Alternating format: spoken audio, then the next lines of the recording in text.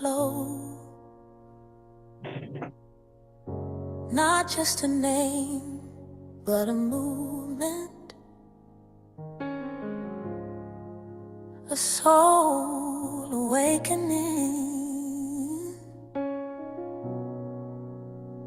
a call home.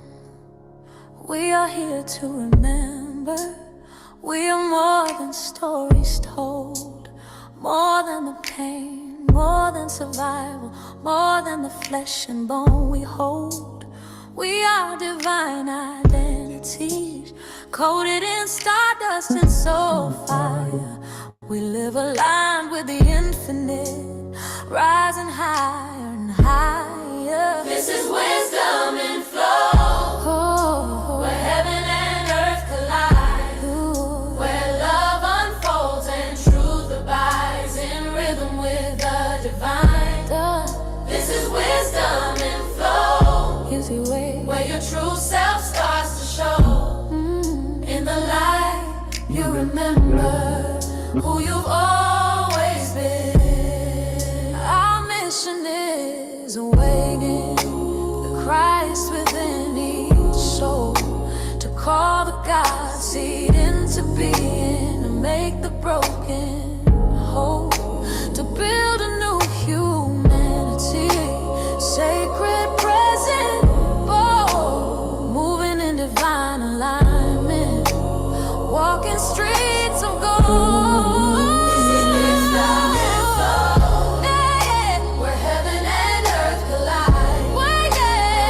I swear this song is good to the Grammys, bro. I'm not gonna lie to you. If you go to the Grammys, This is wisdom in flow, where your true self starts to show. Oh yeah, in the light you remember who you've always been. Love is unconditional. Trust is a frequency. Faith is a living force. Power moves with honesty. Power flows where truth lives, in hearts made pure and free. Hear a wisdom in flow, the divine rises in me. This is wisdom in flow, not just a name, but the soul's echo, where the spirit shines and rivers glow. You remember who you are. This is wisdom in flow. Let your light and truth both show. You are love, you are home. You've always been home. You're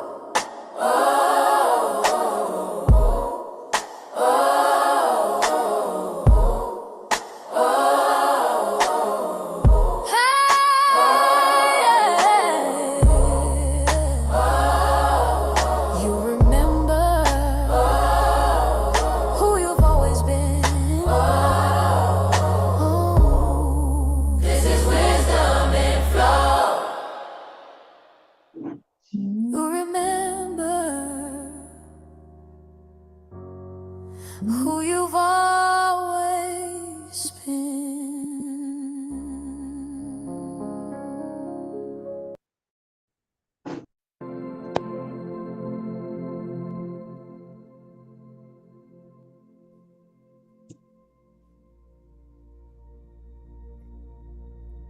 This is wisdom in flow, not just a name, but a sacred movement, a soul awakening, a call home.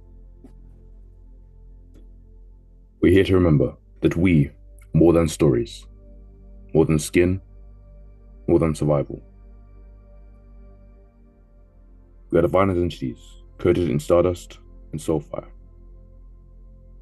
We live in alignment with the infinite, in rhythm with ancient wisdom, and in harmony with collective purpose.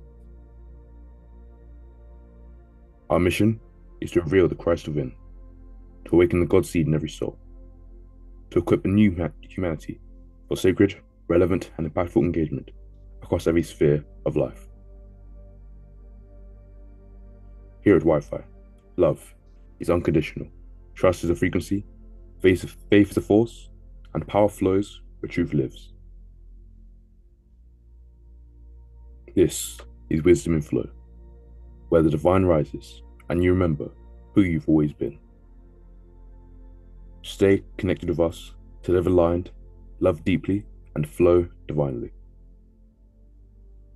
Our core values: divine love, radical oneness, conscious awakening, and transformative service.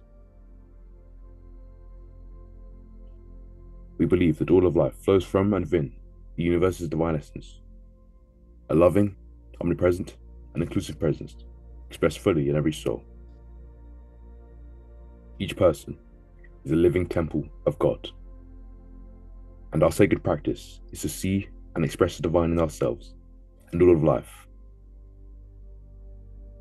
This is love in action, where we affirm a unified world where no soul is excluded, opposed by darkness, and no power stands outside of love. We equally believe in the urgency to awaken humanity to the good news of their redemption, a divine invitation to rise from an inferior expression of life to the most radiant, attractive, and abundant life possible. Our calling is to embody this truth and co-create a reality where spirit flows freely, purposefully, and powerfully.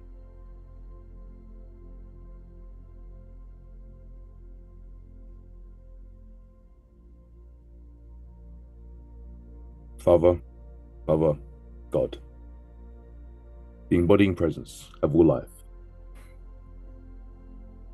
May the forces within me now become just and attentive to your divine prompting, that I may always be awake to the power of your spiritual presence. Father, Mother, God, lift my entire life into conscious union with you. Renew me daily in the spirit of love, forgiveness, and fullness of joy.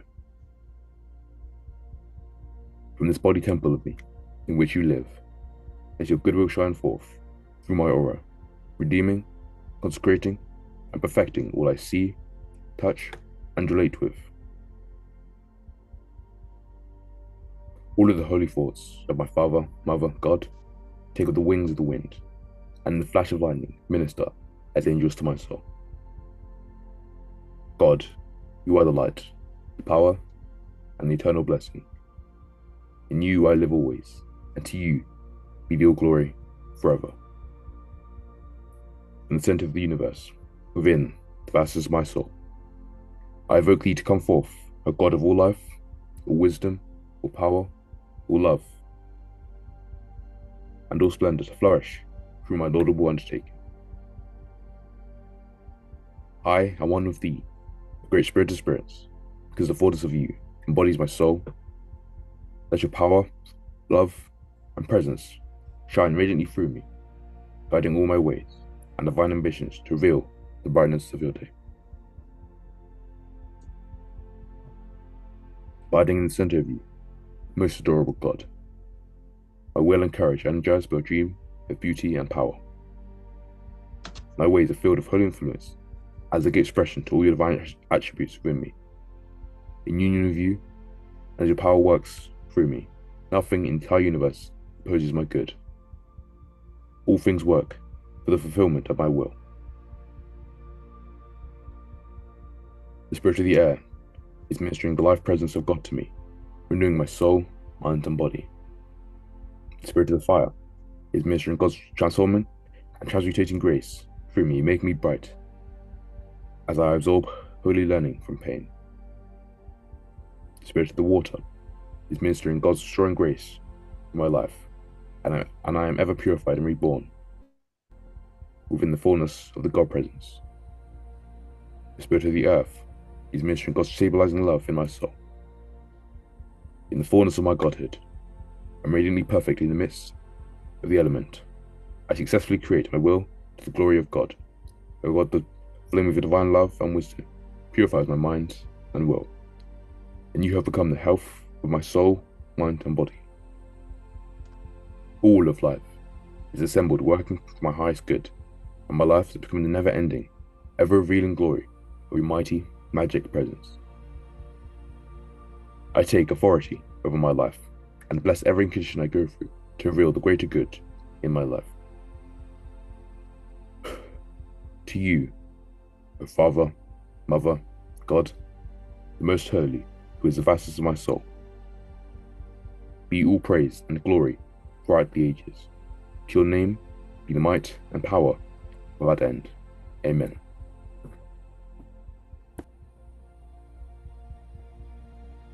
Amen. Amen. Thank you, Joshua.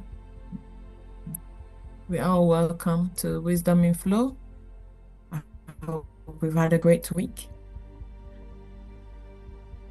Today's the second Sunday of the month of the second month of 2026, and we thank God for the great and mighty things that He's doing through us and using us to do.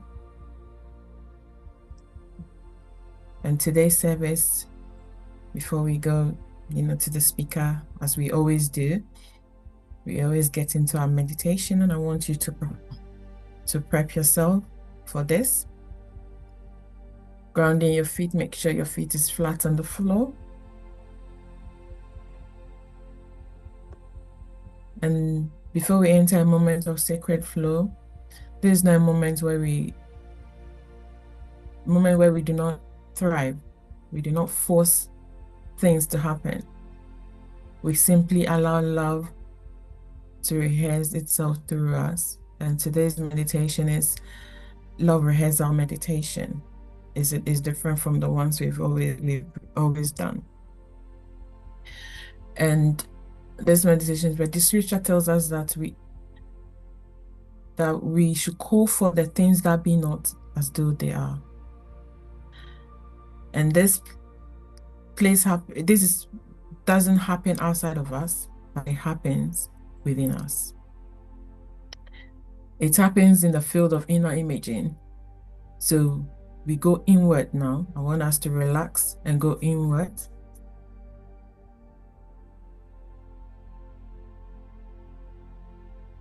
First of all, I want you to take a deep breath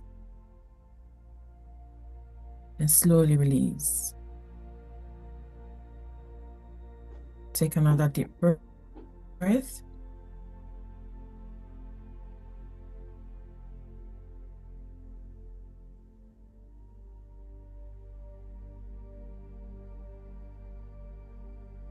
Head time. And then breathe out gently. Now, as you're doing this, allow your shoulders to soften, relax your jaws, and let your body settle. And with the next breath, I want you to simply close your eyes. And for a few moments, I want us to be still. And as we are in this stillness, let us become aware of our body, which is the sacred temple of life. Jesus said, do you know that this is a temple of God, of the Holy Spirit?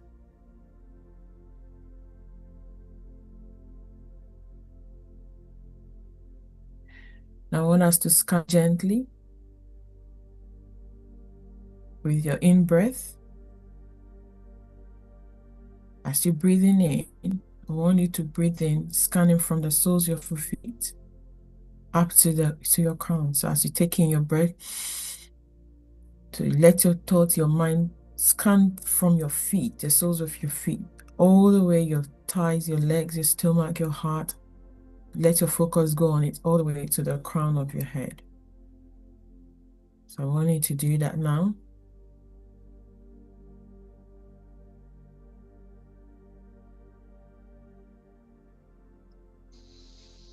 And as you breathe out, scan back down from the crown of your head, focusing step by step down gently with your breath to the soles of your feet. Now, as you're doing this, I want you to do it again. As you're doing this, notice how you feel. Be present in your body. Now let's do it the third time.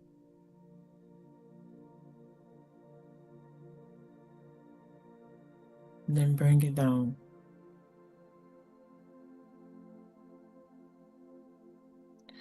Now, this meditation that we're about to take is taken from Matthew chapter 5, where Jesus said, "Love your enemies, bless those who curse you, do good to those who hate you, pray for those who spitefully use you, so that you may be the children of your Father in heaven." To be the child of God is not about status. It is about consciousness. It is to live aligned with the infinite, creative, loving intelligence of the universe. God is not a distant person. God is wholeness of life itself. And when we love without preference, without conditions, we become expression of that wholeness. Now, before we continue, I want you to gently bring someone who has challenged you, someone who doesn't like you, someone who opposes you, opposes everything you do. You know, it's the person who, when you're around them, you know, your energy changes or your feelings changes. Bring that person right in front of you. Could be someone who resents you, someone who misunderstands you.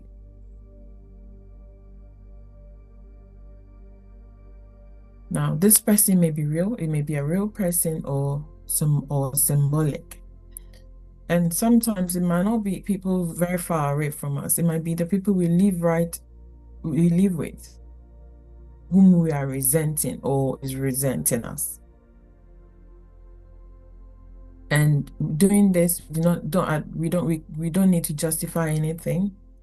Just simply allow this image to arise and notice how your body is responding. How are you feeling?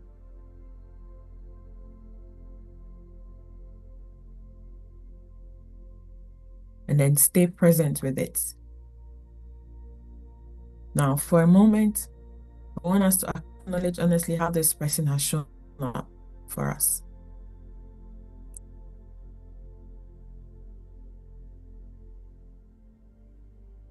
Now, this could, you simply name what they've done, you know. Maybe they've spoken a word against you. You've understood me. Now, this person is in front of you and you're saying this. You know, you've spoken against me, for example. You've misunderstood me. You hurt me.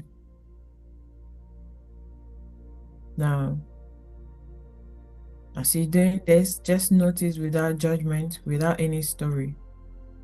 Breathe in. And now, from a deeper place within, make a conscious choice. Say inwardly to this person, "I choose to love you." Not because of what you did was right, but because love is who I am.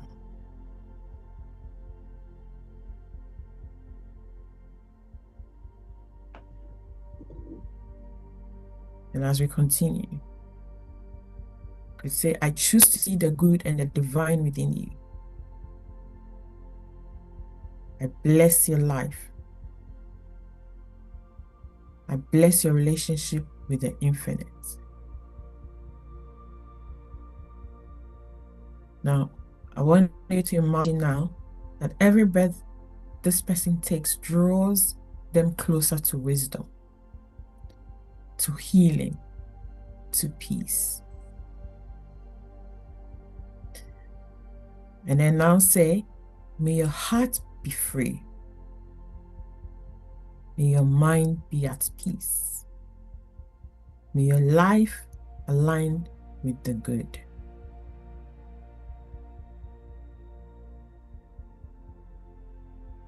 Now I want us to see this person flourishing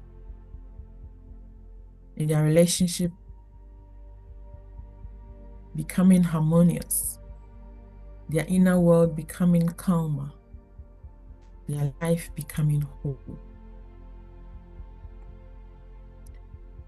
See them as love touched, life supported, God expressed. And notice as you do this, something within you begins to soften. This is no weakness. This is freedom. This is you being free from this pain or bondage.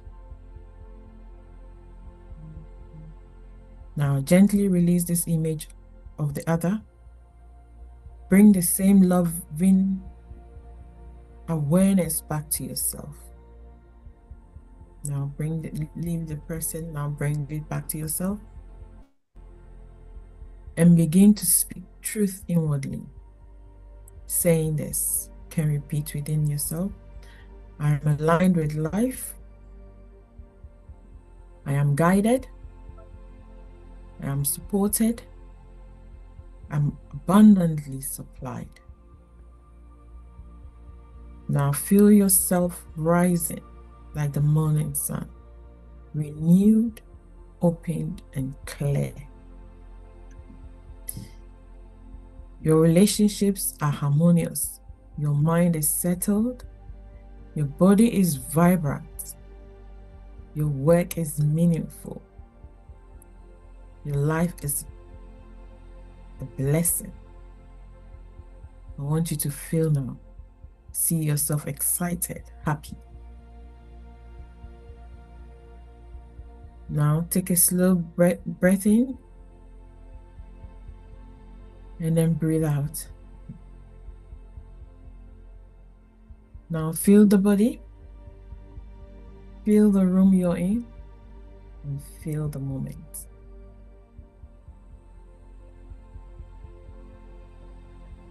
Now I want you to notice that as you rehearse love within, love rearranges life around us. You're not waiting for the world to change. You are becoming the change that the world needs. From the place within you where love flows freely, from the place within you where life knows itself as good, may we walk in peace. May you live in love. May you bless and be blessed. And so it is. Amen.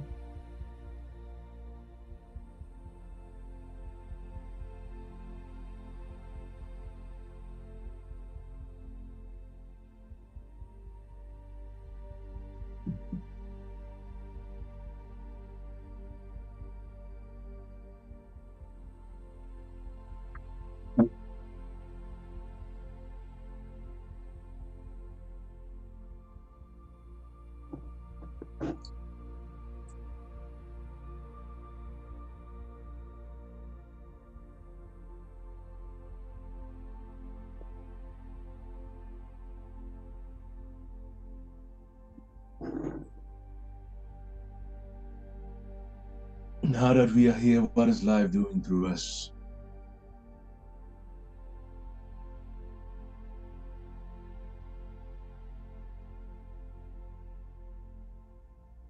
Let us arrive as we welcome ourselves to ourselves.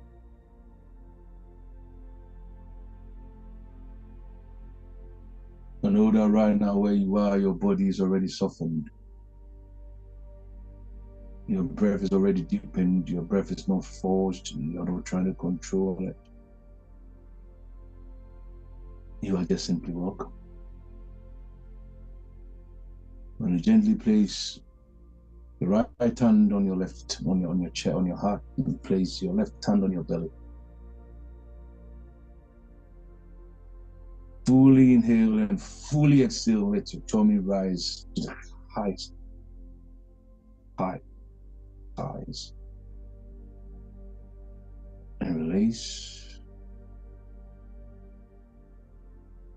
And just repeat within your soul, I invoke serenity. I invoke purity. I invoke clarity. I invoke love beyond conditioning. I invoke wisdom that does not scream but knows itself.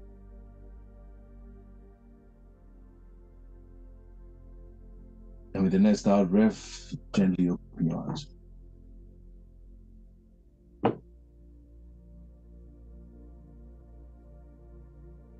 And I pray.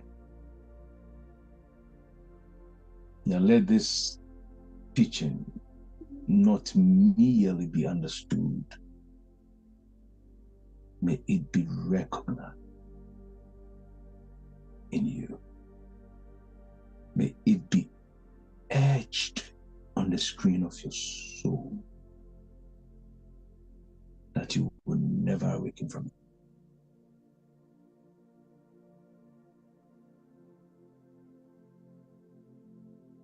And so it is.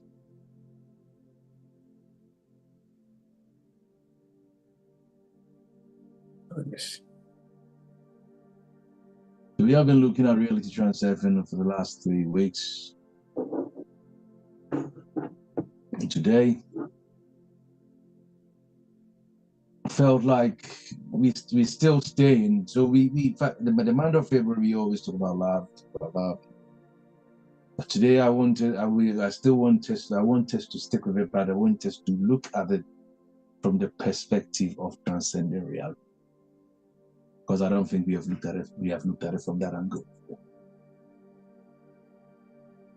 As was the case is, it's the same thing we talk about, but we say different things about it.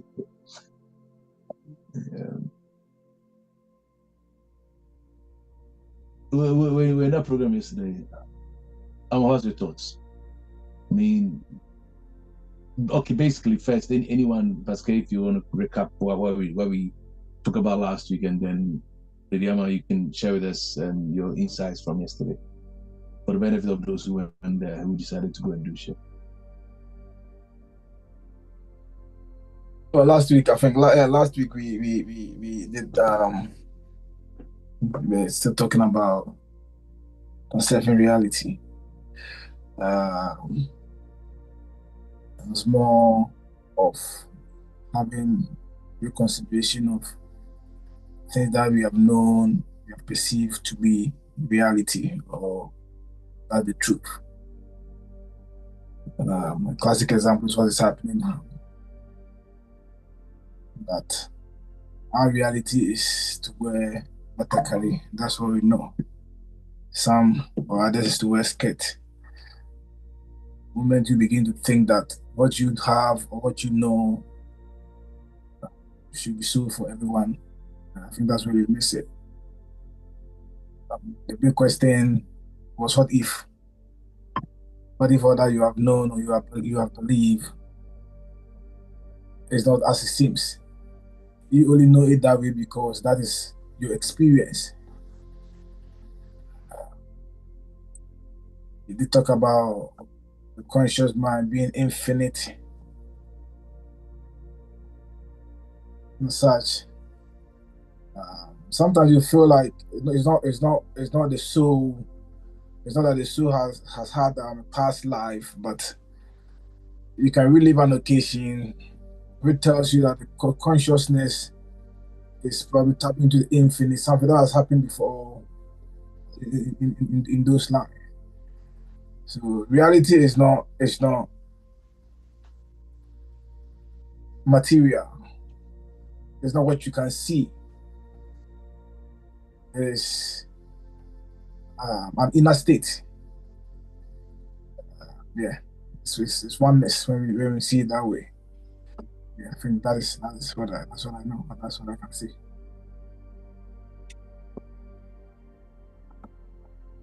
I only brought the Batakari and the skirt in because So it's perfect example of reality. I was going to wear my batakai today, but I said, Daddy, don't wear it. So I stopped.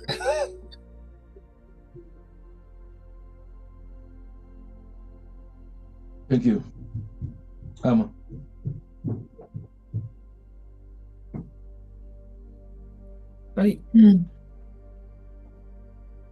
You're asking for what we did, what I might take away from yesterday. Hello? Yes. Okay. I thought you couldn't hear me. Yes, so it was a lovely time together with the presence of our lovely people, couples and singles, and we talked about things that I think mainly that breaks homes or marriages. The little things every day that we do that contribute to that separation. And it was I think what stood out for me was that loneliness, that when a relationship starts, with time, due to commitment, life commitment, things that we put on ourselves, then the relationship begins to drift apart, and then it ends up being, that ending up in divorce. And we did talk about the different things, such as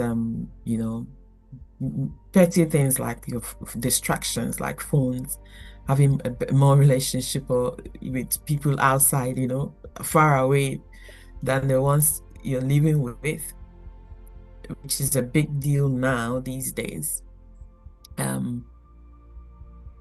Breaking communication, inability to resolve conflicts, sexual incompatibility, expectations versus reality.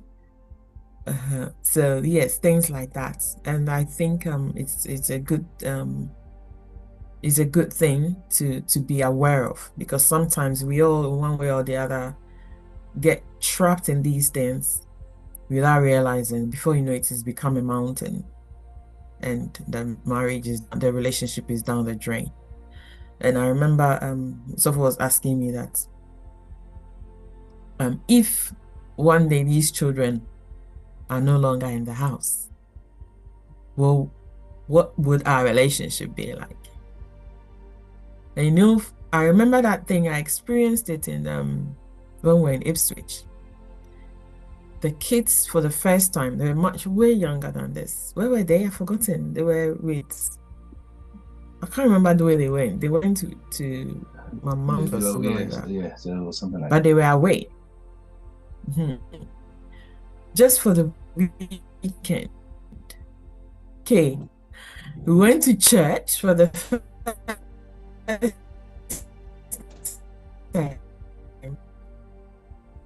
And I felt like I had...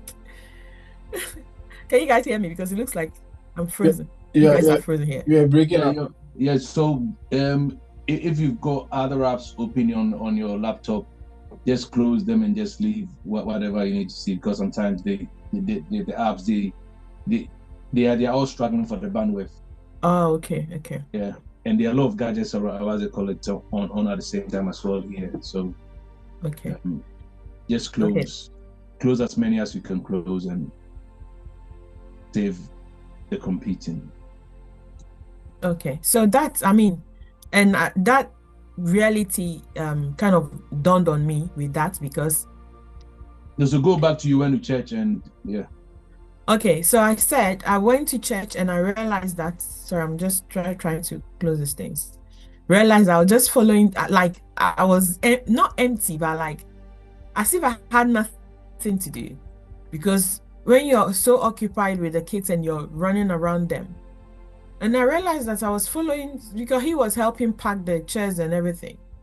I was just following him up and down. And for a second, I was like, hey, these children are here. and I have nothing to do. My relationship as a couple, by the time they leave the house, you realize that you have nothing. You know, you didn't have a relationship. Can we hear me? Because you're frozen. Yeah. Can hear Yes. Yeah. So it's important that you know, in as much as yes, we are building our busy lives all around, we still have to maintain that relationship, because at the end of the day, it's both of you. You have this family or this relationship because of the two of you, the love that you started with. So we need to make sure that when these kids are no longer there, do you have a relationship? Can we stay with each other? Can we be in each other's presence? Are we happy? Can we travel together? You know, can we still laugh? Can we even say the children are coming? Can we say we don't want you coming in? We are busy. You're busy doing You what? know, yes. That So is what are you busy doing?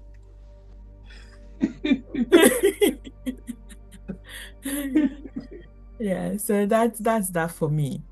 Yeah. Yeah. There's one thing I always think about, you know.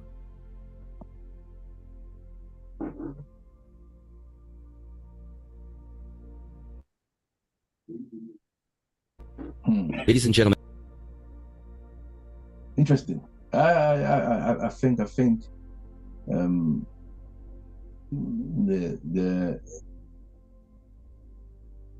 these things are real. They are real. And it's quite key that we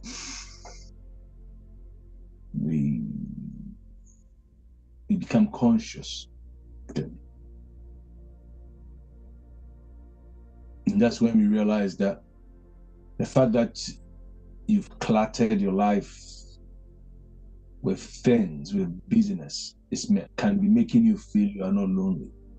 The moment they get taken away from you, that's when you realize that you thought you weren't lonely, but you have created a quasi contentment as a result of things. So, like we switch, see. So maybe I've built attachment around Kweku, and Kweku's presence makes me not feel lonely.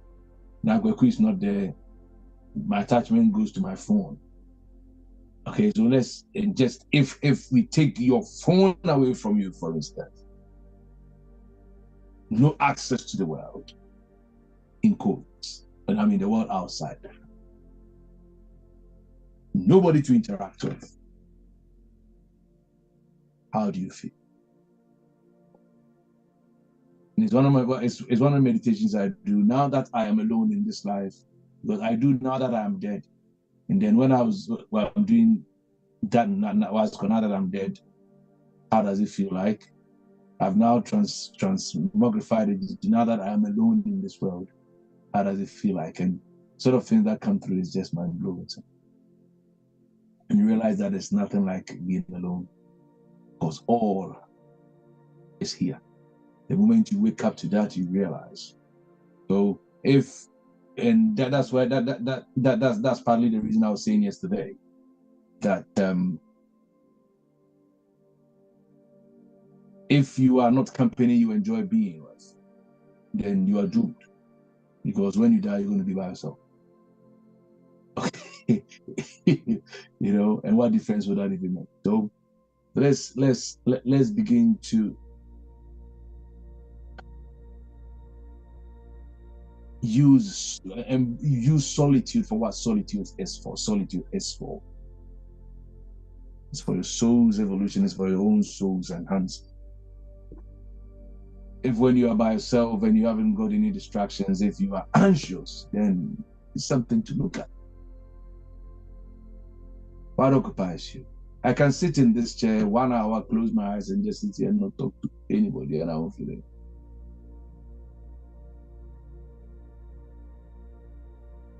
Close my eyes and enjoy my own thoughts, enjoy my own company, enjoy my own.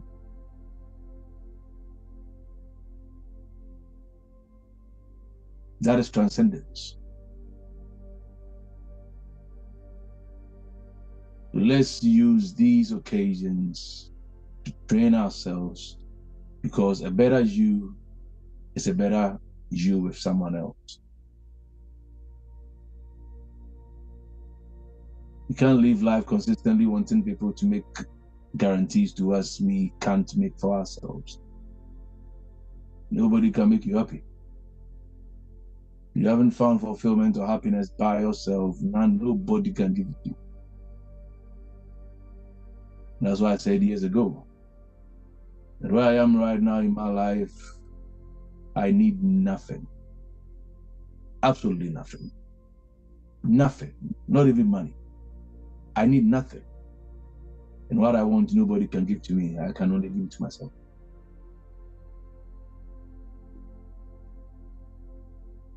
Nothing.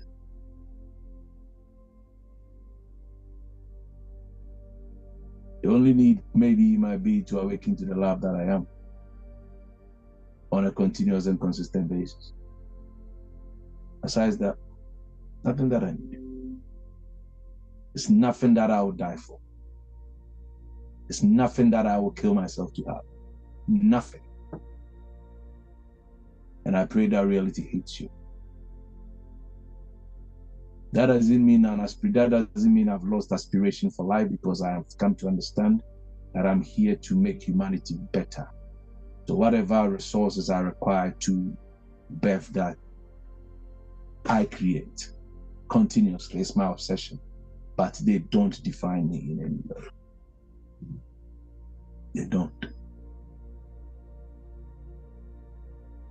A friend of mine called me on Wednesday and she was like, Papa, something hit me, because she had gone to a farm and she was looking at all the peppers and stuff. And it's like, I was looking at these things and how I'm striving to make all of this happen. And I'm like, so, because she tells me this and we have a laugh about it. I was like, I wonder why some women are so crazy about pennies. Me, the only thing that excites me is money. I don't we were just talking, because he was telling me a friend of hers who the husband, I mean, she's home, she's a housewife, and husband smashes her like 6 times a day. I'm like, no, that must be a fable, because me, even once a week I struggle. That guy is a hero. I need to go. I really need to go and find out what is firing him up like that he can smash 6 times a day. Like, shall it? Some people have got kapow.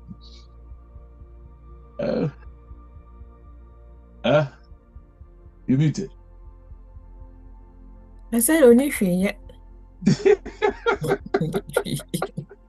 Apparently he's a pastor. Apparently. Maybe he's sitting at home collecting tax, so what will you do? Anyway, so, and she was like, and I was just stood there and I'm like, okay, so why am I even doing all of this? And she was struggling to really find an answer. And part of it that came through was, I feel like my life would have amounted to nothing if I'm not doing this. And that was when the reality dawned on her that she was probably competing with people.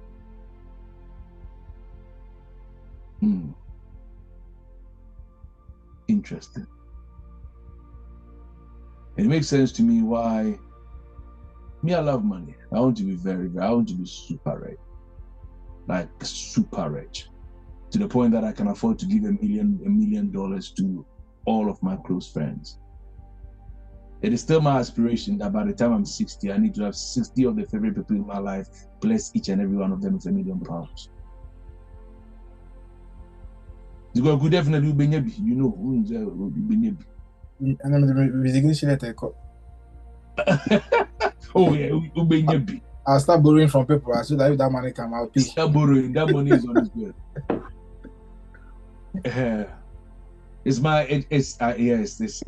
It's just my aspiration. And am I worried about how it's going to happen? No. Does it look like it's something that if I'm here now I can smell it? Yes. If you had asked me 2 years ago, I couldn't smell it, but now I can smell it. I can feel it. I can taste it. Do I know exactly what I'm going to do to make it happen? No.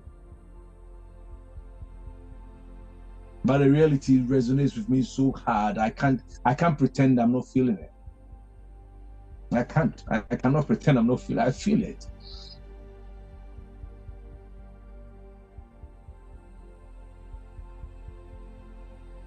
So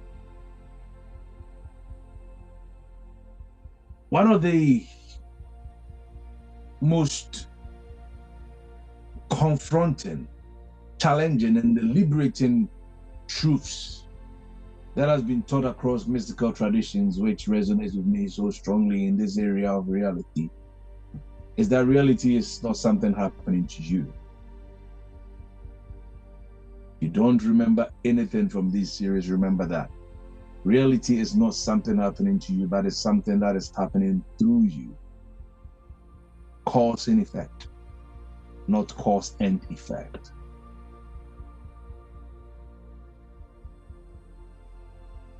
So, we know that the mirror of reality,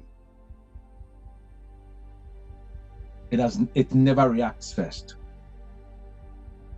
It always reflects later after a projection. When you look in a mirror, the mirror won't start smiling before you smile. This world is like a mirror, reflecting whatever you do. If you look at it smiling, it smiles right back at you. So do unto others as you will have them do, so that your days may be many, many years much longer. And I know that it was the voice of the Most High. Culture was a reality transformer. What is it called? Transfer. We'll find a title for this message afterwards, but it's around mirroring. Is that worship song now?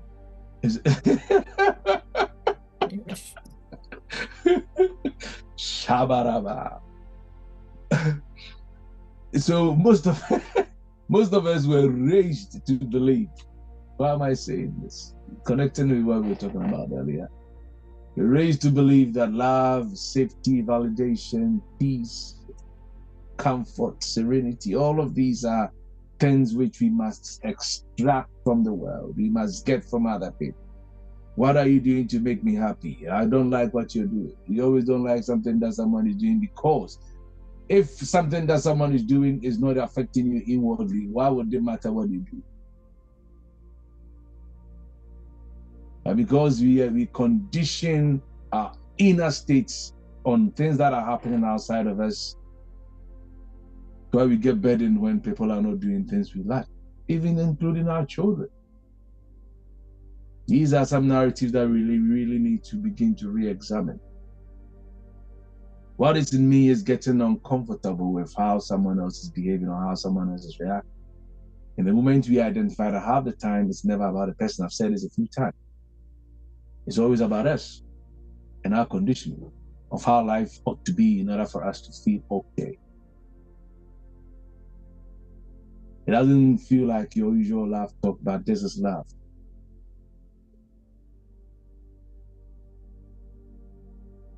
So we want to get validation, we want to get love, we want to get safety from our partners, from our parents, from our kids, from our community, and from God, supposedly sometimes. There's a statement by Ishmael makes that love has become my statement as well, because the reality is resonating with me. He says that life does not respond to our outer effort, but to our inner posture. The same truth stated differently. And I will extend that by saying that love is not something we attract, but it is something we allow to find expression, something we give expression to. You don't look for love. You keep looking for love and you will never find it. Something we allow to express. But the unconscious mind demands a reaction. Something has got to happen outside of me for me to also be a certain way. But presence, which love is, it only allows the response and the rising of its being to shine through.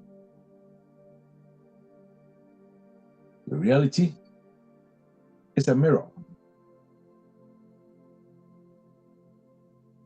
But interestingly, it's a delayed mirror, just as I said. Do something, we project onto it, and then the feedback comes. That's why that's the reason for love rehearsal. See that if you meet someone and you have already formed an opinion that they don't like you, the moment you see them, your energy goes all over the place. Have you realized that? Even without them talking. If you don't like someone, the moment the sight of them just creates chaos in your system. That's your projection. Are you talking? Okay. No, finish. Finish. Okay. So it reflects not just our words, not just our affirmations. I've said this, not even your intentions. No. But your dominant state of being. We were having this discussion with the kids earlier on. So you can say, I'm a genius, but if your dominant belief is not a genius, you will not reflect that.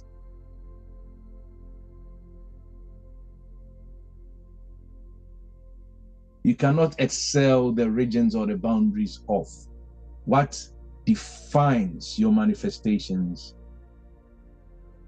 is your inner state.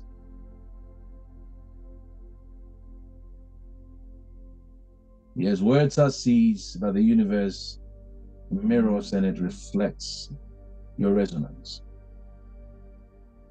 If you're saying I'm bold, I'm confident, and if you are resonating with fear on the inside, that is what will manifest on the outside. There's no end. If anyone was to push me to the wall and ask me one thing within this space, which I would say changes everything, is that truth.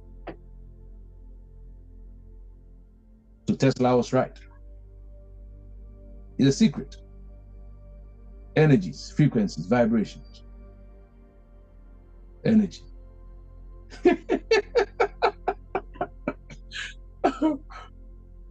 Yeah. So this is why people can say, I'm loving, I'm giving, I'm spiritual. I'll send you a video that I was watching. I was watching on, I think it was on. It's funny, but based on where your awareness is now, you will listen to it and you see how sad it is. The lady, like someone wearing spirituality as a badge. Oh, I'm a spiritual person. I'm like, whoa. No spiritual person ever says that. No truly spiritual, supposedly truly spiritual will ever say I'm spiritual. Nobody, you won't. It wouldn't even be in your vocabulary. So the fact that you are even aware to say that tells me that you aren't. It's because we have those who are spiritual, those who are not. Because from our understanding of spirituality, you ought to be able to fulfill tick certain boxes. So the person has ticked all the boxes. That's what the man said to Jesus. All these things that you have seen, I have done them already. Yeah. Exactly. So, and that's why we can make all the declarations or the affirmations. I'm loving, I'm giving, I'm spiritual, I'm this, I'm that, and yet experience rejection, conflict, or distance because it's what is within you, is what you experience. I don't cry. The other time you soon cry. Those who tell you, I'm a worshiper. I don't know which time if I hear that. That's something that's my body. I'm a worshiper. with this worship because God. the mirror of reality does not Yeah, you don't worship. My voice is not there. That's right. The mirror of reality does not respond to performance. It only responds to your frequency. That's all it does. It only responds to your frequency. So we are talking about love. We probably do this we do this week and do it next week, and then we go back to our you're not talking about love as romantic fantasy. Every time I say this to people and they go, oh yeah, but that's also part of it. I just laugh. I laugh because statements like this make them feel like we are taking the butterflies in their stomach away from them. All of that is conditioning. And then we bring in ideas like, oh, there are no types of love anywhere. I would say the more you want to force types of love on me, the more I also vehemently deny that there's nothing like type of love. Love is love.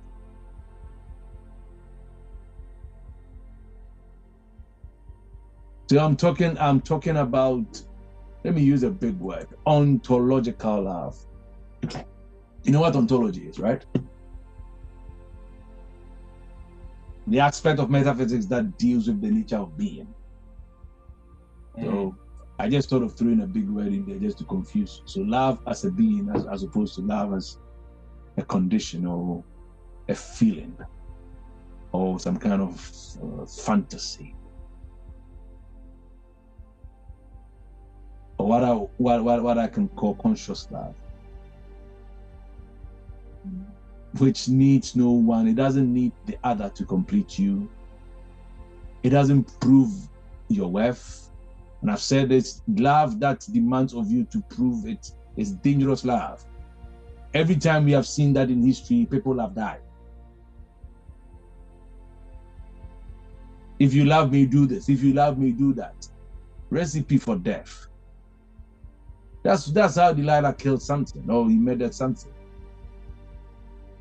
Or if you love me, show me the secret of your hair. He shows me the secret, and the next moment, his enemies are dead. His eyes were gone. He says he loves me, but he doesn't show it. If you love me, do this. If you love me, prove it. No, I won't prove nothing. Whatever. For God so loved the world that he gave. Who said that? Do you think God was proving to us that he loved us? Without that, he wouldn't love us, or we didn't know. Who?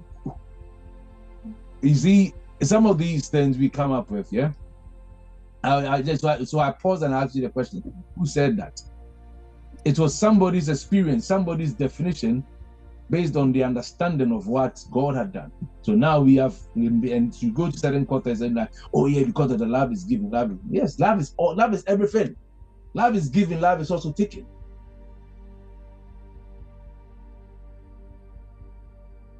If right now someone tells me someone is feeling suicidal and they're holding a knife to kill themselves, and I happen to be on the scene, the compassion and the love I feel from what I feel will rush, if I could, and take that knife away from them.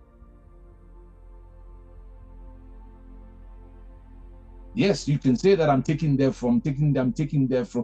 opportunity for them to take their lives away from them and giving them life. So love is given, love is taken.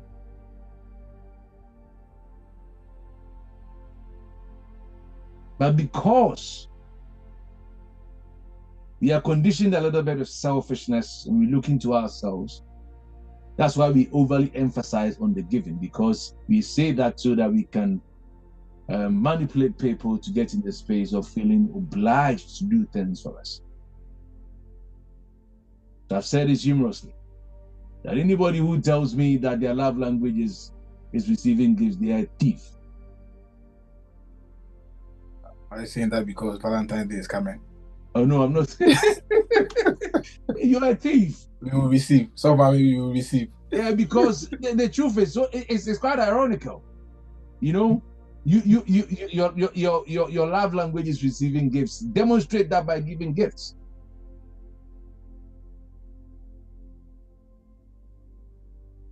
Show me your faith without works, and I'll show you my faith by what I do. You've never given anything to anyone, and yet you are there crying that your love language is. You are a liar, froster. Give. Let's see you exemplify giving, and then we can know. No, you don't even need to tell anyone, because he that waters shall be himself also be watered. The liberal soul shall be made fat. Nobody who is really a giver ever complains about receiving, or ever complains about not receiving, or ever complains about people not doing stuff for them. I can tell you that on authority. I am a natural giver. It doesn't ever occur to me that someone hasn't given to me, or I'm always the one giving and not nobody. I don't even think about it. I don't. So if you are conditioned with feeling bad, feeling angry because you never receive anyone, just check how much you give. Or are you giving to receive? If it's more blessed to give than receive, then let's re-examine some of these narratives. If it's more blessed to give than to receive, why are you crying that someone hasn't given to you? Why should you cry about someone's blessing? They are the one receiving the blessing for giving to you. Why should you cry about it? Go and give and get blessed. You are a froster. I'm telling you, no, I am asking this kindly. If anyone thinks what I'm saying is wrong, you can tell me. Nobody who is a conditioned giver ever worries about not receiving. The sun doesn't cry, it doesn't beg us to shine on it back. It just shines. Continuously, without apology, without refraining. It's just there, constantly giving. It's not, why are you not also shining on me? It doesn't call on any other element to shine on it. But you can hear the refrains sometimes. No, it does. No, that's why.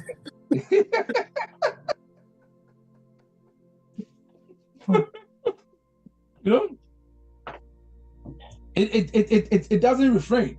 It's just where UK decides to position itself away from the source. That's what it is. It's not the sun is still shining. It's your orientation. It's your orientation that makes you miss the intensity or the fervor of the sun. It's as simple as that.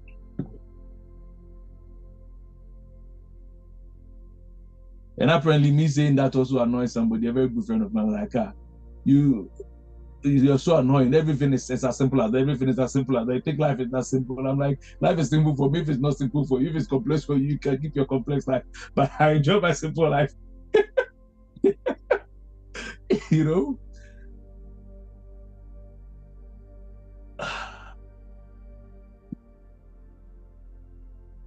So conscious love is not even trying to manage how you are perceived. Sometimes we want to come across a certain way so that people will perceive us as love and will receive us as loving individual.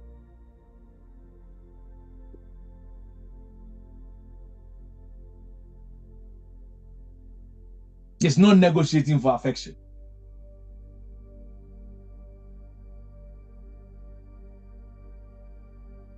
Doing something to come across as affectionate. Doing things for you so that you will love me or you make me feel loved. It's not a transaction.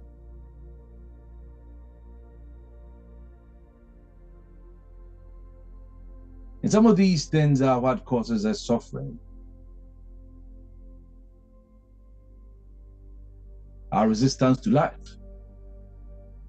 In relationships, we feel strained because we resist life. We resist the flow of life.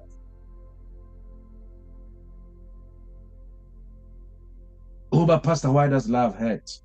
Sometimes, is that true?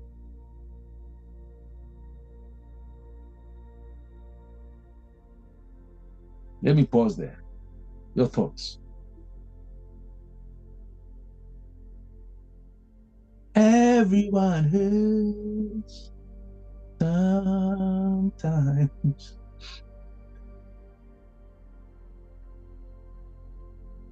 Make sure that only me job will be home. Yeah, but ensure I'm family. Yeah, job be now.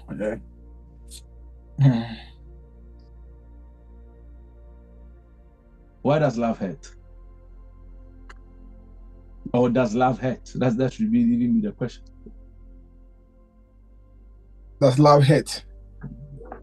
Do we feel, what makes us feel that love hurts? Oh, I'm loving this person and they are not loving me back. I'm loving this and this. If I feel like I'm in love with this person more than they are in love with me, and things like that. I saw this on the, I think it's a program that Sandra and Douglas are going to do. They've done it. If I see the post, they'll do it on a 12th. Love is not enough. What actually makes marriage last? When I went off it, the moment I saw the phrase, love is not enough, I just asked, why is love not enough? Okay, so you hold your thought on that. Say something else. Because that's what I'll leave that, but that's where my okay answer is coming from. It's because, and then it adds what actually make marriage works. Rightly, as you said, a better you is a better you with somebody. A better you alone is a better you with somebody. What actually make marriage work? Is there anything outside of love? Is there anything outside of God? Because our understanding of ourselves and how we relate with people is based on give and take. That's all that we are doing. It's based on give and take. And so, why am I showing more and the person is showing less? It's hurting me. But when we come to the place of understanding that you are showing more because that is who you are, you have to show more. You can only show. So in essence, you are only showing. So if your mommy is also showing and it's coming towards my direction, fair enough. If I'm showing more, I'm just showing and you're also showing and it's going on someone's direction, fair enough, it's adding to life. Because it's give and take. The love, what we perceive as love in marriage, in other relationship of different sort, it's more of what we are doing to please one another. That's what we call love. And that is where the hurt comes in. Because I've done it, you're not able to do it. Does it hurt God? Does it hurt Jesus? Or does it hurt the universe? Does it hurt, the cosmos? That it's always giving. Because the universe is doing for you as it's doing to itself, or it's doing to itself, or it does to itself what it does for you, or does for you what it does to itself.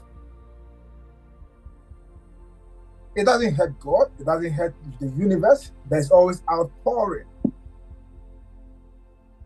That is where the hurt comes in. But when we come to the place of understanding, knowing that love is all, everything is love. Everything is done out of love. And sometimes you said this, and I've sat down to think through, and it is true. Even to the point that those who are going to rob somebody, they are doing it out of love. Except that it's not how we know it. And so maybe the action of doing it is not what we accept, but the person is doing it out of love, from a place of love. When we reconsider what love really is, I think the issue of, love hurts, love is that, love is wicked, love will diminish. So I mean, for me, that's where it stems from. Our understanding of love. If we are misinterpreting love to be in some cases last, in some cases giving, and then we are not receiving back. We compare relationship, physical relationship, to what love should be. There's a difference between having a relationship with somebody. If my relationship with a suffer doesn't go well, It's got nothing to do with my love for him. It's got nothing. Because there are some people that I don't have relationship. I would even say good relationship. I don't have that relationship with, because they're not in my line of the things that I do, or maybe there are some things they do that doesn't resonate with me. But it can't change how I feel towards them, or how I give myself towards them. But I just have to give. I just have to give to life, because the person is life. I'm giving to life. That's what I can say, Rev. The poster, I'll leave it aside for now. Like I said. Huh? So the poster, I'll leave it aside for now. Yeah, put that to the side for now. I know you don't want any trouble. It is for your own good.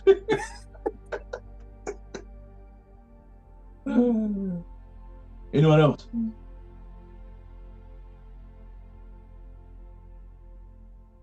Oh, I've not heard your voice today. Who, me? Yeah. Hey, I've been speaking since morning. You didn't ask a question? Yeah, I did. Oh, Well, you're not here. I was. Look, refresher. No, he's asking, does love hurt? Oh, yeah. When we say that love, why does it hurt? Does love hurt? Yes.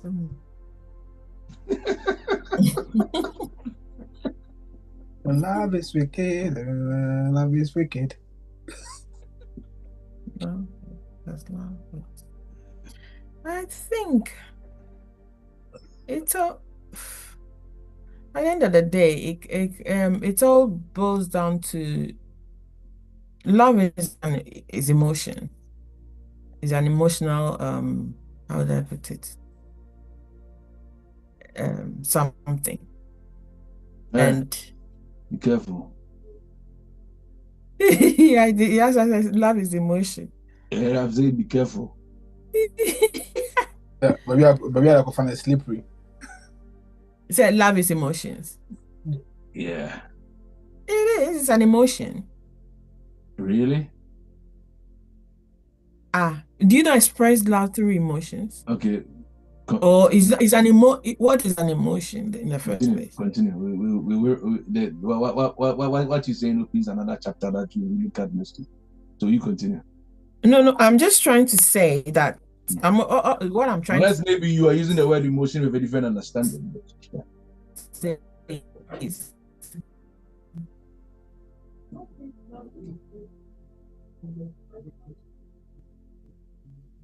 I'm hearing you from next door, but you're not coming through. What about I said I'm not saying love is not an emotional thing. You have to use emotions to feel love. That's not what I'm saying. Okay. What I mean is it's all we've talked about love a lot here, but if someone say, because hurt is an emotion, isn't it? Is being hurt and not emotion? Okay, yeah. So if we say does love hurt, I'm trying to bring that in, that it all depends on how the person defines what the love is. So if I'm expecting you to buy me something during flowers during this Valentine and you don't buy it, which you are not going to do. Okay. Don't worry, I've never gotten it. So it doesn't matter. I get trees instead. I'll plant you trees, though. Yeah, so if it's and the person is saying, oh, yeah, to them, your expression of love is the expectation of your expression of love is the flowers, and they're not getting it. They probably feel hurt about it, right? It's all, I don't know, but hurt is an emotion. So it's also perspective. Another person can choose not to just brush it off. So is the hurt based on love or based on your give and take attitude? Egoic expectation. Your expectation. So that's what I'm saying, that it's, if you ask the question, does love hurt? It might not hurt for everyone. to someone I sing the song, there's a song that says love hurts, isn't it? So it's all from my angle. That's how I'm seeing it all. So could it be a case of as confusing? I think, you see, it arises from the confusion of what love is in the first place. That's exactly what I was. So even if you're going to go into that deep part, okay, I use the example you gave. We define love by our conditioned egoic attachment and expectations. Yes, either way, even if it's not by conditioned egoic attachment, okay. If I'm raising my children and there are certain things they want. For instance, maybe a child wants to spend hours on a game. And I'm saying, okay, you become addictive, or a child gets a tablet. They become addicted to this thing. But looking at this child, I'm like, okay, this thing can hurt you in the sense that you throw tantrums when you don't have it. Your eyes are hurting. You're this, you're that. Your emotions are all over the place. And I take it from you. I take it from this child that, okay, I'm not giving you this. I'm chucking it in the bin, which, I mean, I've done several times with the kids when they were much younger. And it hurts for them. But for me, I'm showing love because I'm looking at it. I get what that. Okay, yeah. I'm looking at a bigger picture that, look, how is this affecting your brain? How is it affecting your development? I can't have you do this. So yes, I would say love can hurt. Okay.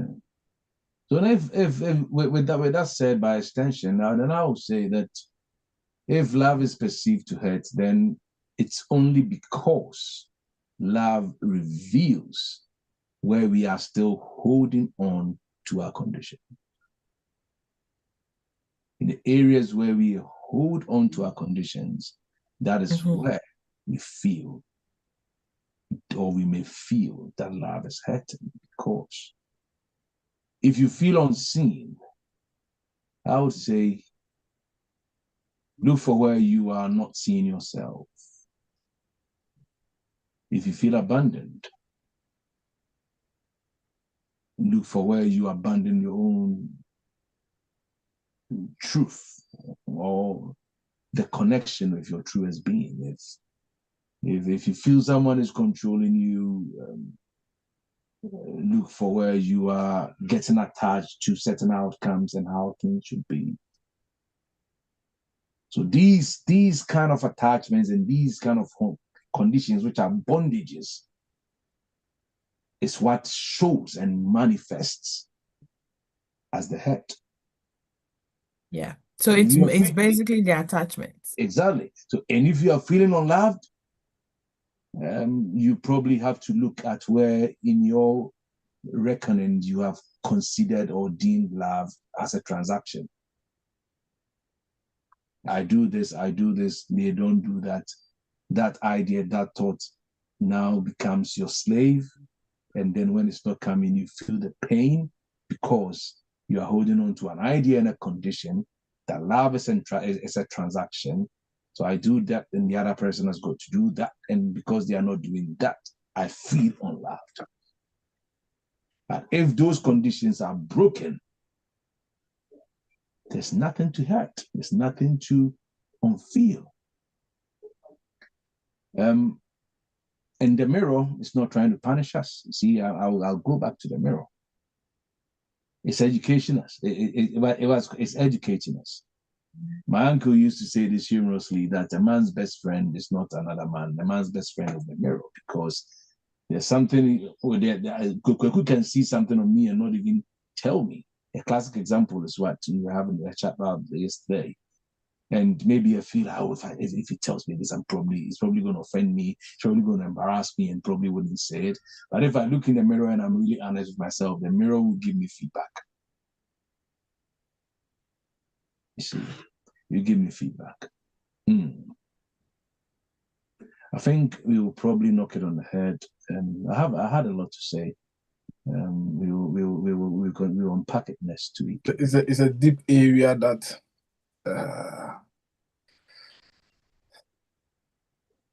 people just have to be awakened to it. If not, we'll beat about the bush. Every year we would still talk about love, and we still talk about love, still talk about love. You still have to get awakened to it. This is who I am. This is what love is. And then everything will flow. This one I was saying to Akusia, I came home and then she slept with me. It's something that I've said before. And I think it's an awareness that hits me even when I was young, when I was not married. So for some reason, I don't know why. I used to say this, and I always say until now I say it. Now I say to Akusia that I used to say that there is no woman in this world that you will bring that I cannot marry. And so now I say it, and this one I say to there is go and bring, as I can say, I can marry any woman you bring. And I saw that, and that is also you reducing. It's a condition you are reducing. You are also reducing love to marriage. No, I'm saying, and that's why I'm adding up that, and I saw that cut across in my relationship with my friends. Not marriage, that's what I said when I wasn't married, and I'm bringing married because all this time we are talking about mainly is about marriage. People breaking up because love has done this. So that's why I use my. But I saw that in my relationship with all my friends. I didn't care. I didn't know that it was it was something that was innate. It's something that that was good. I thought it was just me being silly. So I didn't mind how people behave. I didn't mind what you want to do. And I always used to say that I'll follow easily. I'll compromise easily. I thought I was compromising, or I was just letting go. You said it, and I don't mind. I'm just beginning to realize that I understood myself. I understood love, and I could contain everybody, everything, and I understood myself as one with everybody.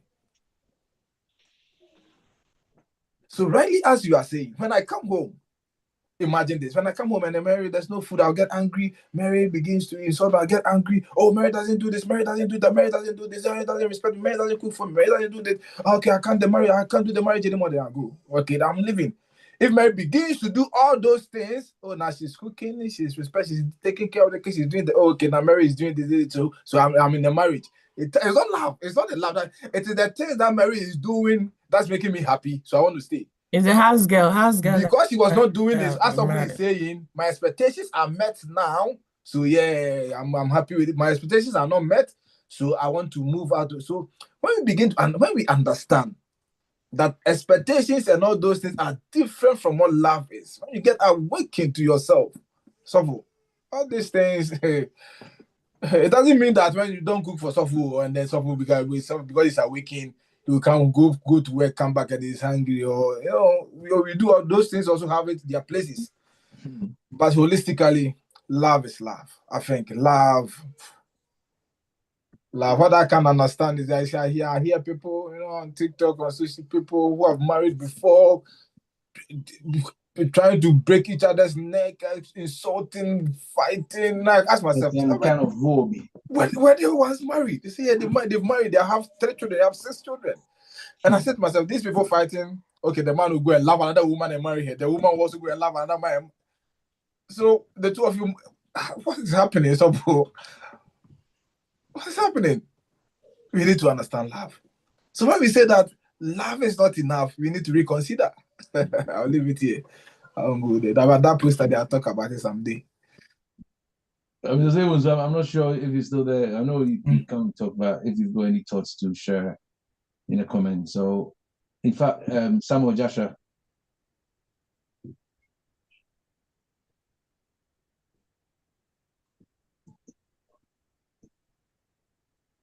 Are you guys there? Yeah. Your thoughts on love hurts, or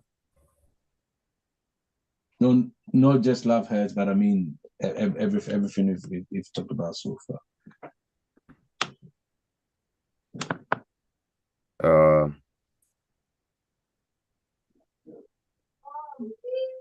I haven't been in a relationship, so I haven't really.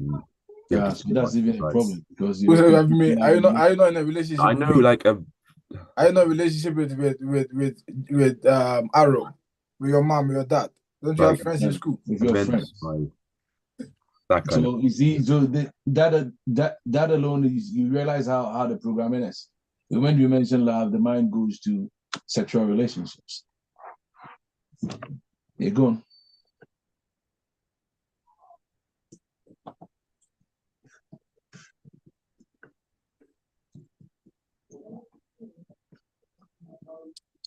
Am I muted? I can hear you talking back. I said, ask you the question. The question is, does love hurt, right? Mm-hmm. Joshua, does love hurt? Yes, it can. Okay. Okay. Can you enlighten us? Why you say yes? Or like what he said earlier about like her example of when you take away a child's toy or a gadget that they become addicted to, you're doing it out of love, but then the child may feel upset about it. The child may dislike or have disdain towards what you did. Uh, it can hurt, yeah, but you know it's out of love, so it's fine.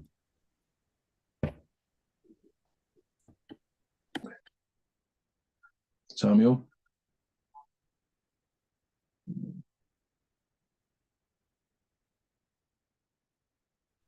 Um,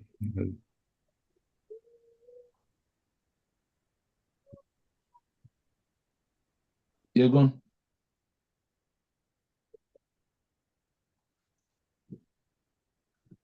yeah, yeah, it can. It's like similar to what Jessica said. If you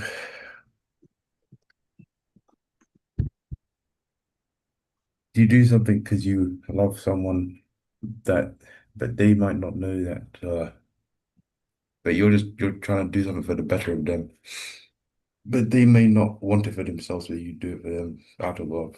So, yeah, it can kind of hurt, I guess. Okay. So based on what you've come to know now and accept now, would you say that it would be fair to how as teenagers, as young people, can you position yourself, or what can bring you to the place of acknowledging that you know what this adult is not saying this or doing this um because they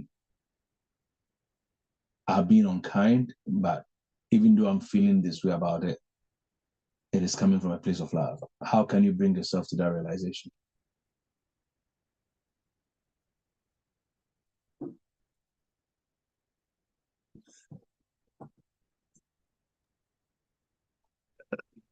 Can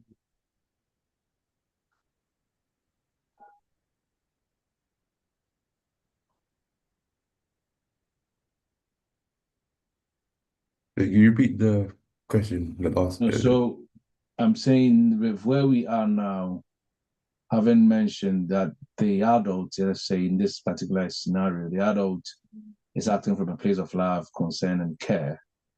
As a young person, how can you bring yourself to appreciate that this person is not doing or taking that action to hurt me or to cause me pain, but they are doing it out of love? How can you bring yourself to that place of having that appreciation that in as much as it might feel a bit painful, it's from love?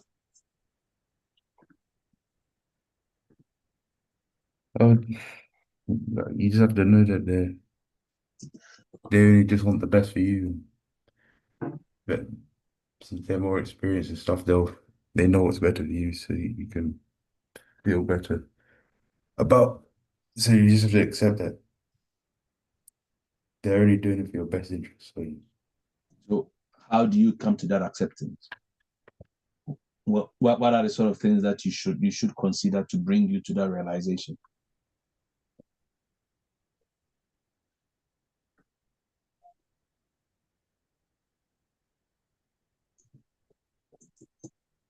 uh,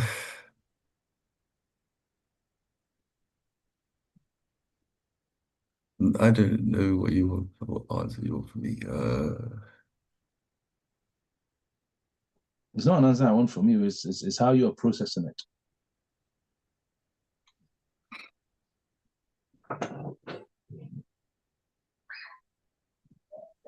I think the follow-up question that you asked, his first answer captures the follow-up question, because really, as Sam said, when you begin to understand or get the awareness that your dad or your mom has got that experience, so in terms of thinking, they can probably think better than you can, and so they want your best interest.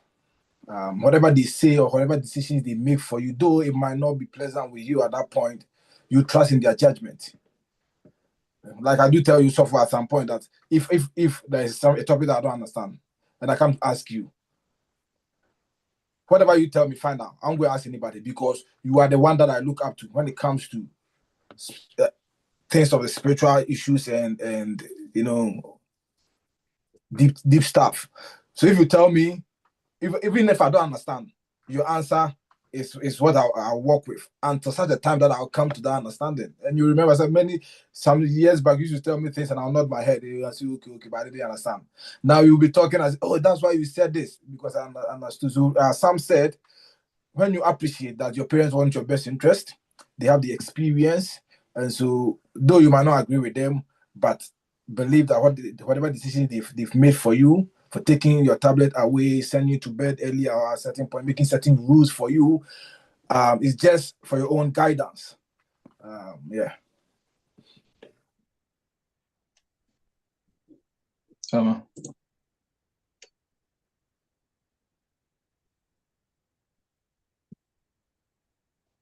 Because I've already talked about letting go of the conditioned self that has the issues with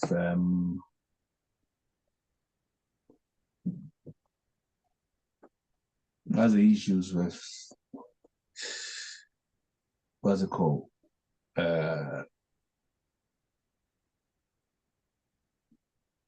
The hurt, or that kind of perceived hurt.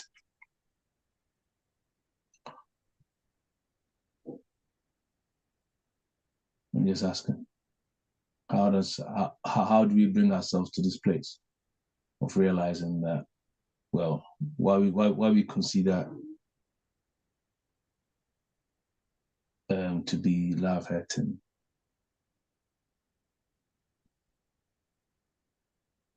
Okay. What was the question? How do we bring ourselves to? No, the same question I've had the case, but I think I realized it's 1 o'clock. I wasn't even my time. Yeah. Okay, we can put it and we can do that. There's another question, but Eben is asking, can there be a relationship? Can you? No, in fact, if we can briefly touch on events, then okay. Yeah. So it says, yeah. What does it say, please? Can there be a relationship without love?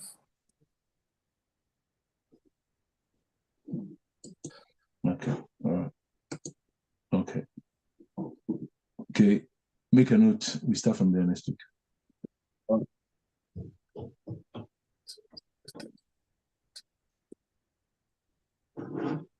Maybe a relationship without love. Okay. Yeah. I think it's yes. Your enemy. Huh? Two people who are enemies. Jaroff. And it's not a relationship. And there's no love. Enemy is an illusion. It's just a part of you that you are here to embrace.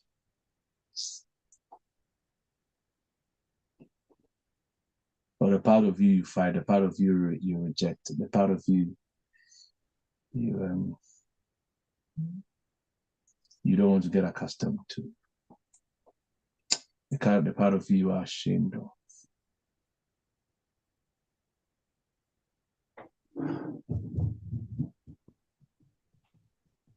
Shall we pray? I'm guessing there are no more questions. No.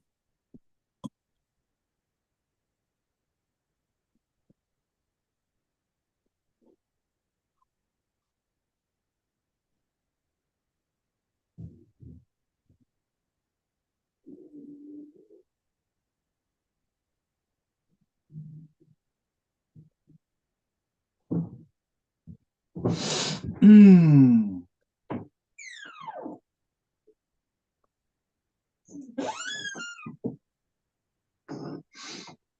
Hmm.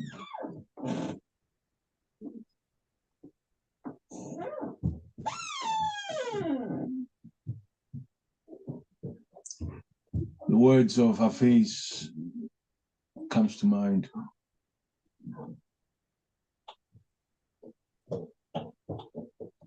He says that I've learned so much from God that I can no longer call myself a Christian, a Hindu, a Muslim, a Buddhist, or even a Jew. Because the truth has been shared so much of itself with me that I can no longer call myself a man, a woman, an angel, or even a pure soul. Love has befriended me so completely that it has turned to ashes and freed me of every concept and image mind has ever known.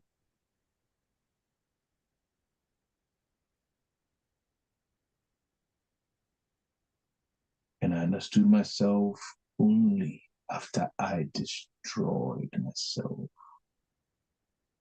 In the process of fixing myself, did I really get to know my real self? A grain of corn abides alone, but when it falls to the ground, it is able to produce after its kind in mighty measure.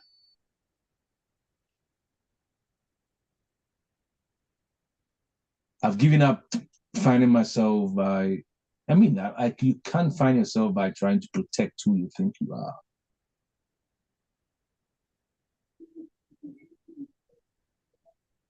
We find ourselves by allowing our perceived, our conceptions of self to dissolve.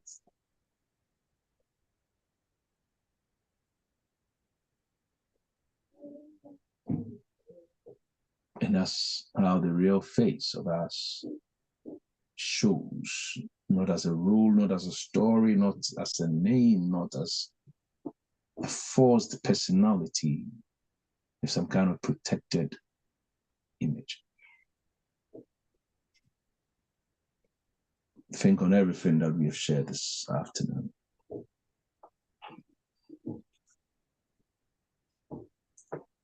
Let the wisdom rise through you. Let it set.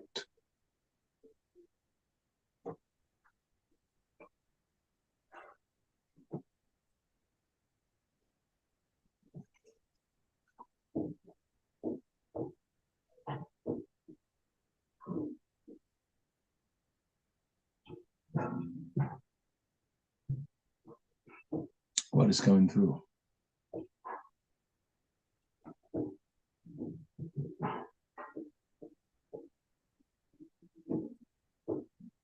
What are you taking a second look at as a result of what you've heard? As I said and indicated earlier, may this bring you to a remembrance that this truth will resonate with you in a fashion that you will never awaken from, or you never wake up from.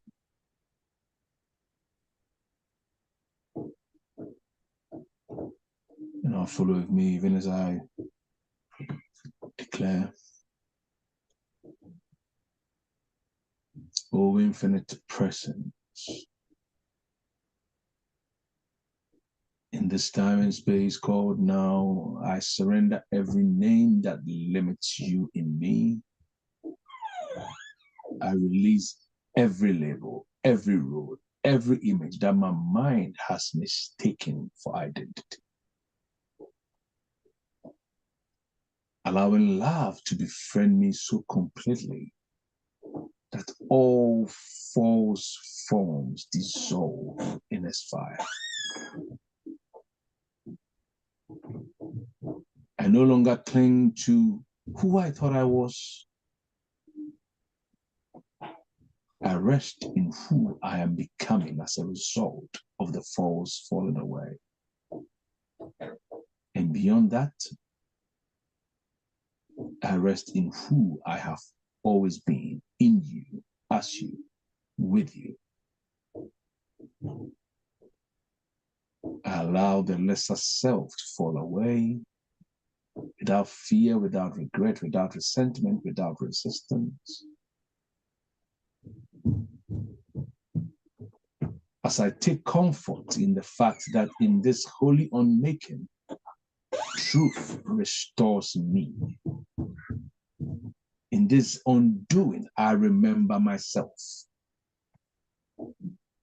I stand now with my brethren unbound, known by love, and named by the truth that has embraced us. We are free. And so it is.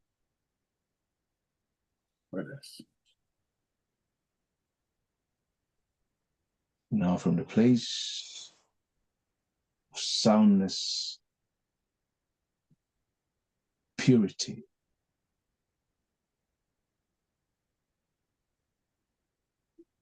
a place where love remains the potion for our freedom, emergence, and magnificence. I bless you. I bless you. And God bless you. Shalom and life as us. Amen.